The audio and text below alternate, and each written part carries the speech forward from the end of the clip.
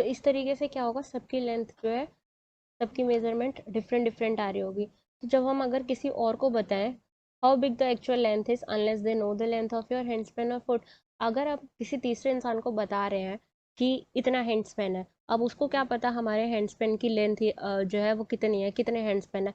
अब उसने मेज़र किया, उसका कुछ और आएगा, हमने मेज़र किया, हमारे अकॉर्डिंग कुछ और आ रही है। तो इससे क्या होती है, प्रॉब्लम होती है। We see therefore that some standard units of measurement are needed, they do not change from person to person. तो इसी की वजह से हमें कुछ स्टैंडर्ड यूनिट्स की मेजरमेंट की ज़रूरत पड़ी, जिससे पर्सन टू पर्सन वो जो है चेंज ना हो। तो अब हम यहाँ पे पढ़ेंगे standard unit of measurement.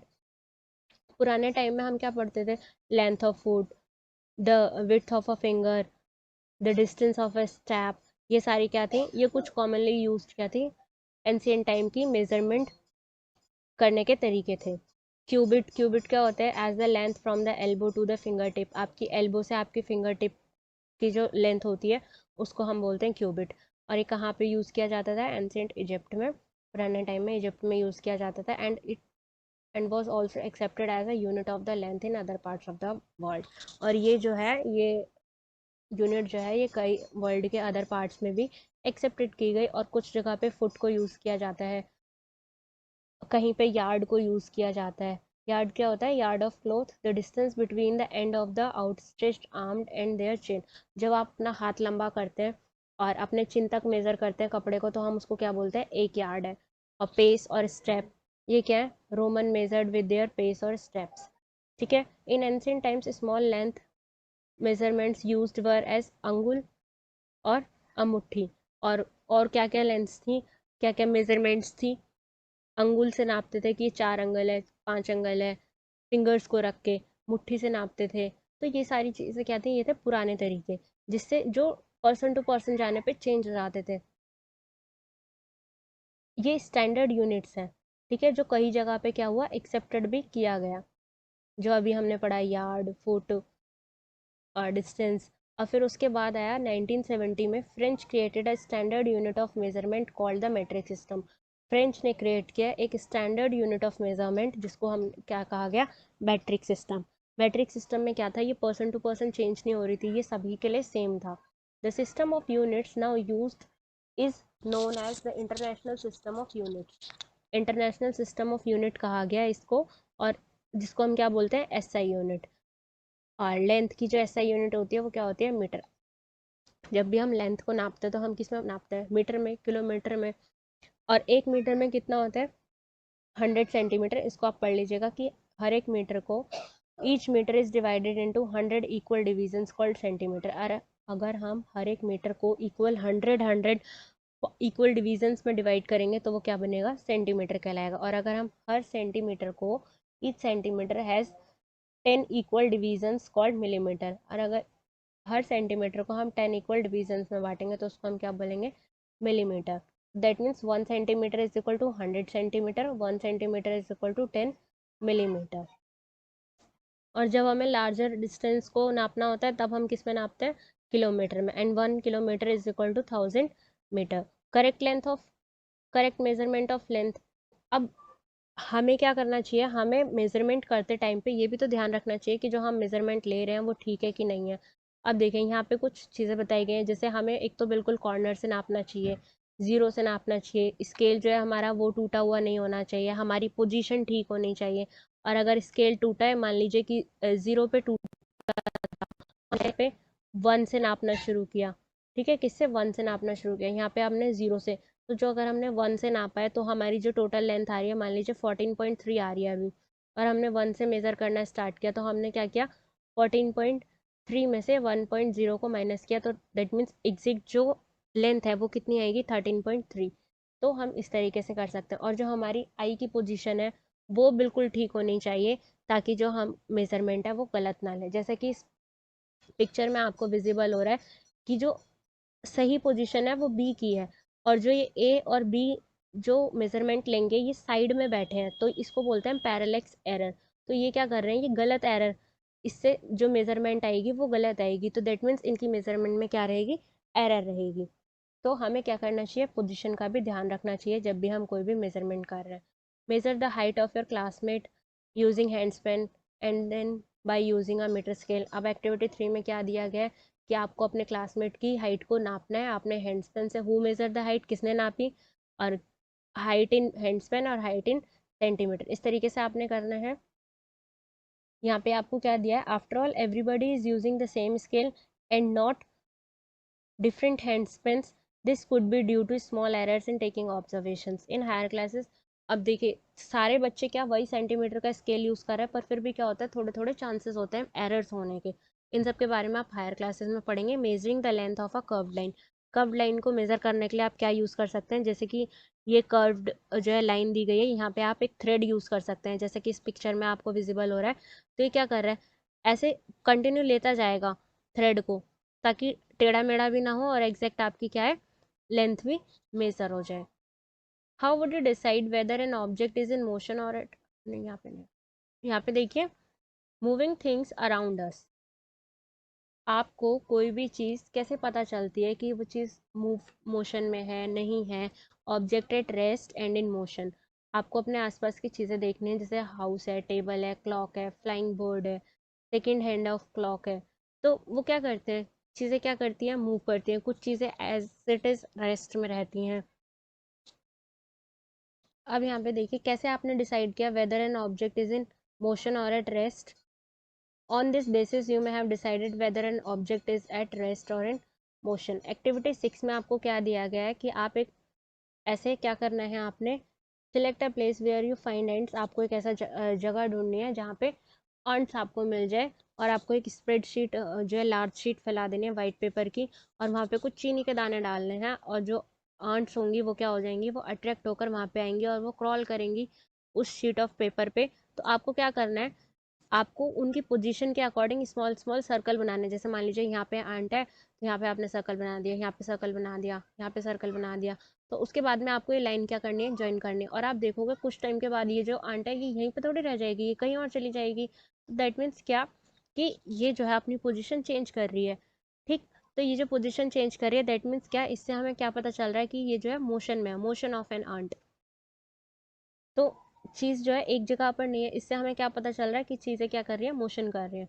Do you notice movement in any of their part, the blades of fan.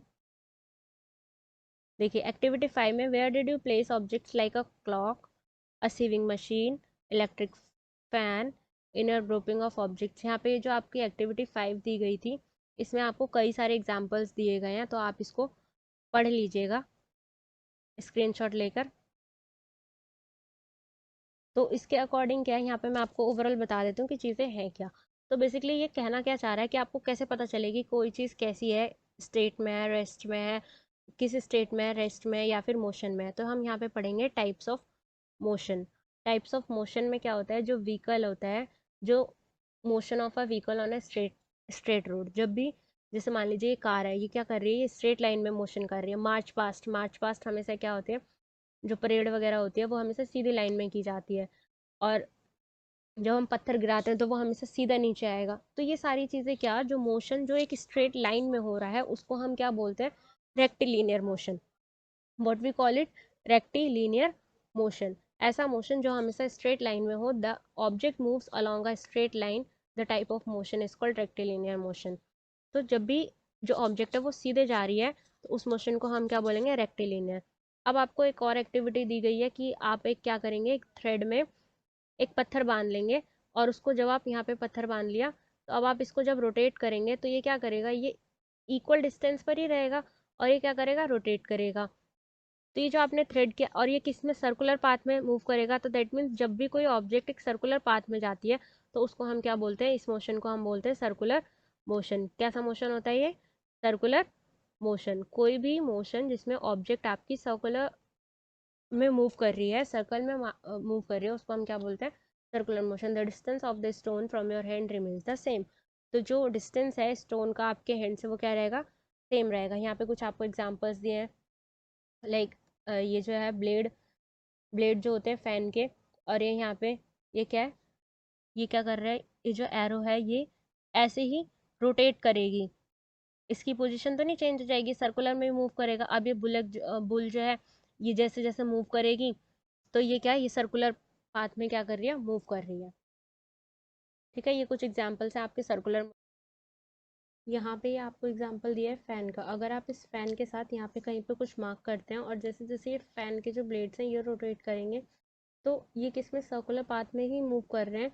और प्लस जो सेंटर से जो लास्ट का जो डिस्टेंस रहेगा वो क्या रहेगा, सेम रहेगा। The distance of this point from the centre of the fan और the clock will remain the same as they rotate. Same चीज़ जब क्लॉक में, अगर मान लीजिए यहाँ पे मैंने कोई मार्क किया और जो सेंटर से यहाँ का जो डिस्टेंस होगा वो क्या रहेगा, सेम रहेगा। जैसे जैसे क्लॉक क्या करेगी, मूव करेगी, इसके जो हैंड्स होंगे और जो डिस्टेंस होगा वो सेम होगा। तो ऐसे मोशन को हम क्या बोलते हैं, सर्कुलर मोशन। और थर्ड है आपका, in some cases an object repeats its motion after some time, this type of motion is called periodic motion. और कुछ ऑब्जेक्ट्स ऐसी होती हैं जिसमें जो मोशन होता है वो कुछ टाइम के बाद रिपीट किया जाता है, उसको हम बोलते हैं पीरियडिक मोशन। मान लीजिए ये पेंडुलम है, ये जो घड़ी में नीचे होता है ये पेंडुलम, इसको ठीक है, अभी क्या करेगा, ये पहले इस डायरेक्शन में जाएगा, फिर अपनी ओरिजिनल पोजीशन पे आएगा, फिर अगेन जाएगा, फिर यहाँ पे आ रहा है। तो ये क्या कर रहा है, ये कुछ इंटरवल ऑफ टाइम के बाद ये अपना जो पैटर्न है, अपना जो मोशन है उसको क्या कर रहा है, रिपीट कर रहा है। क्या कर रहा है, टू एंड फ्रो जा रहा है। ठीक है, तो ये इसको हम क्या बोलते हैं, पीरियडिक मोशन। सेम चीज़ जैसे गिटार है, गिटार में हम क्या करेंगे, इसकी मूवमेंट कैसे होगी, आगे पीछे होगी।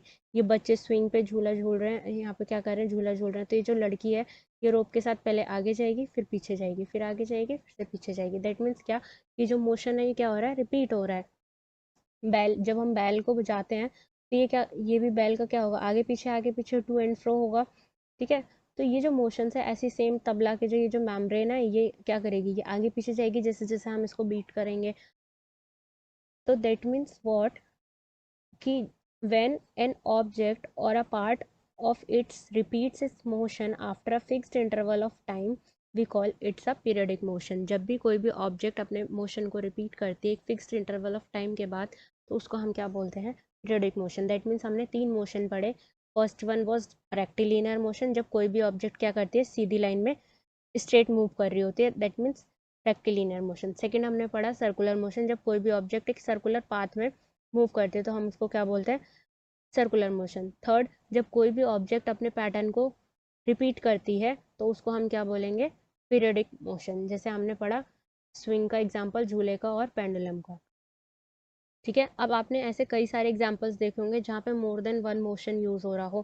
फॉर एग्जाम्पल जो सीविंग मशीन होती है, सिलाई करने वाली मशीन, उसमें क्या होता है, जो वो हैंडल होता है जिससे हाथ से घुमाते हैं, तो वो जो सर्कल होता है वो किस मोशन में मूव कर रहा होता है, वो सर्कुलर मोशन में मूव कर रहा है। और प्लस जो उसमें निडल होती है मशीन में, सुई, वो अप एंड डाउन जा रही होती है जैसे जैसे वो चलती जाती है। तो वो क्या कर रहा है, वो periodic motion. That means circular motion भी है मशीन में और पीरियडिक मोशन भी है। बट पीरियडिक मोशन कहाँ पे हो रहा है, निडल में, और सर्कुलर मोशन कहाँ पे हो रहा है, उसके व्हील में।